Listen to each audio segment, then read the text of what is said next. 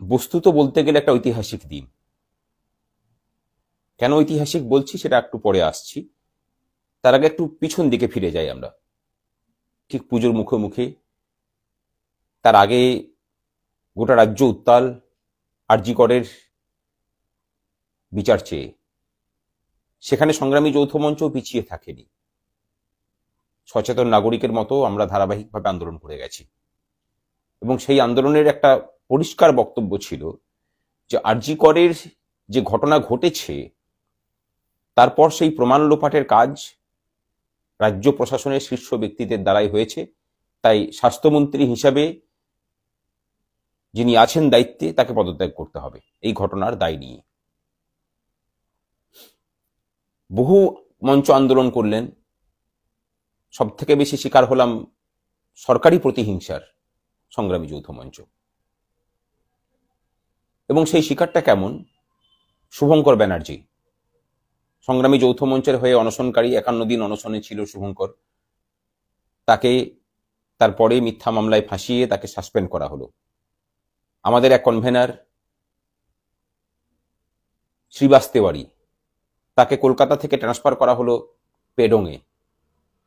আরেক অন্যতম নেতৃত্ব সুবীর সাহা, তাকে হুগলির ধনিয়াখালী থেকে ট্রান্সফার করা হলো সুখিয়া পোখরিতে, দার্জিলিং থেকে আরো অনেকটা দূরে। সুখিয়া পোখরি যারা সান্দাকফু গেছেন তারা জানবেন যে মানেভঞ্জনের আগেই হচ্ছে সুখিয়া পোখরি। সেই অর্ডারকে আমাদের মনে হয়েছিল যে প্রতিহিংসা পরায়ণ এবং অবৈধ। আমরা তখন সেটাকে স্যাটে চ্যালেঞ্জ করি, যেহেতু সুবীর সাহা হচ্ছেন সরকারি কর্মচারী। কিন্তু আপনারা সকলেই তো জানেন যে স্যাটে কোনো ন্যায় বিচার পাওয়া যায় না, অন্তত আজ পর্যন্ত সেরকম নজির খুব কমই আছে। যথারীতি আমাদের মামলা শুনানি ছিল 16 ডিসেম্বর সম্ভবত। 15 তারিখে রাত্রেবেলায় একটা নোটিফিকেশন জারি করে স্যাট জানালো যে আপাতত 2রা জানুয়ারি পর্যন্ত স্যাটের কোনো বেঞ্চ বসছে না, এবং এই যে লিস্টের মামলাগুলো আছে সেগুলোকে অনির্দিষ্টকালের জন্য পিছিয়ে দেওয়া হচ্ছে। আমরা কিন্তু ছকটা বুঝতে দেরি হয়নি আমাদের, তৎক্ষণাৎ বুঝলাম যেটা নবান্নের নির্দেশেই হয়েছে। আমরা সেই নোটিফিকেশনকে, স্যাটের দেওয়া সেই নোটিফিকেশনকে চ্যালেঞ্জ করে আমরা তড়িঘড়ি হাইকোর্টে মামলা ফাইল করলাম। কারণ আমাদের মনে হয়েছিল ন্যায় বিচার পাওয়ার অধিকার যে কোনো নাগরিকের আছে, তিনি সরকারি কর্মচারী হলেও আছেন, এবং স্যাট এই নোটিফিকেশন জারি করে আসলে ন্যায় বিচার পাওয়ার আমার যে সাংবিধানিক অধিকার তাকে খর্ব করছে। হাইকোর্টে মামলা শুনানি হলো, আমাদের আইনজীবীরা লড়লেন, সিদ্ধার্থ ব্যানার্জি, বিক্রম ব্যানার্জি, সুদীপ্ত দাশগুপ্ত সহ তাদের পুরো টিম।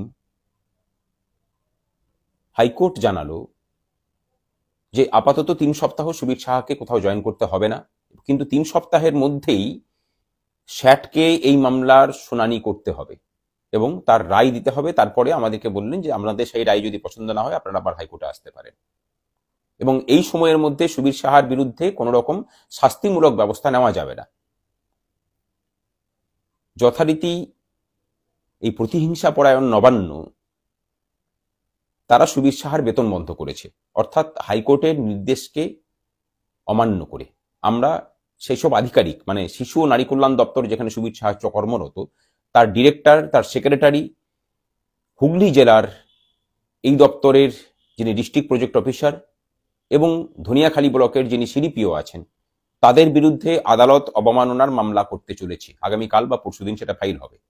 আগামীকাল হচ্ছে না, সোমবার দিন সেটা ফাইল করবো আমরা। আজকে স্যাটে মামলা শুনানি ছিল।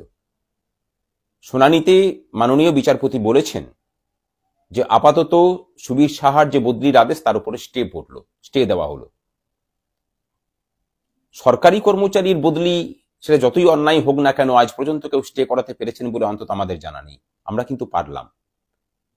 সংগ্রামী যৌথ মঞ্চ যে পথ দিয়ে হাঁটে সেটাই ইতিহাসের সঙ্গী হয়। এবং সরকারকে পরিষ্কার বক্তব্য যে বহু চেষ্টা করেছেন, আমাদের শহীদ মিনারে বসা থেকে শুরু করে বিভিন্ন সময়ের মিছিল, হরিশ মুখার্জি স্ট্রিট দিয়ে আপনাদের আমলের প্রথম মিছিল, নবান্নের বাসস্ট্যান্ড, কোথাও কিন্তু আমাদেরকে হারাতে পারেননি। না রাস্তার আন্দোলন, না আদালত, ভবিষ্যতেও পারবেন না। এর নাম সংগ্রামী যৌথ মঞ্চ। একটু মেপে পা ফেলাটাই মনে হয় ভালো। সুবীর সাহার বদলি আমরা আটকেছি, শুভঙ্করের সাসপেনশন আমরা অবৈধ বলেই আমরা জানি, সেই মামলা চলছে, সেই মামলা শেষ হয়েছে, রায় ঘোষণা শুধু বাকি আছে স্যাটে, হাইকোর্ট সুপ্রিম কোর্ট পড়ে আছে। এরপর আছে শিবাস তেওয়ারি। তিনজনকেই নিজের জায়গাতে ফিরিয়ে দেওয়ার দায়িত্ব সংগ্রামী যৌথ মঞ্চ নিচ্ছে, এবং যেসব আধিকারিকরা এই নির্দেশগুলো দিয়েছেন তাদের কাউকে ছেড়ে দেওয়া হবে না, এটা সংগ্রামী যৌথ মঞ্চ কথা দিয়ে রাখলো।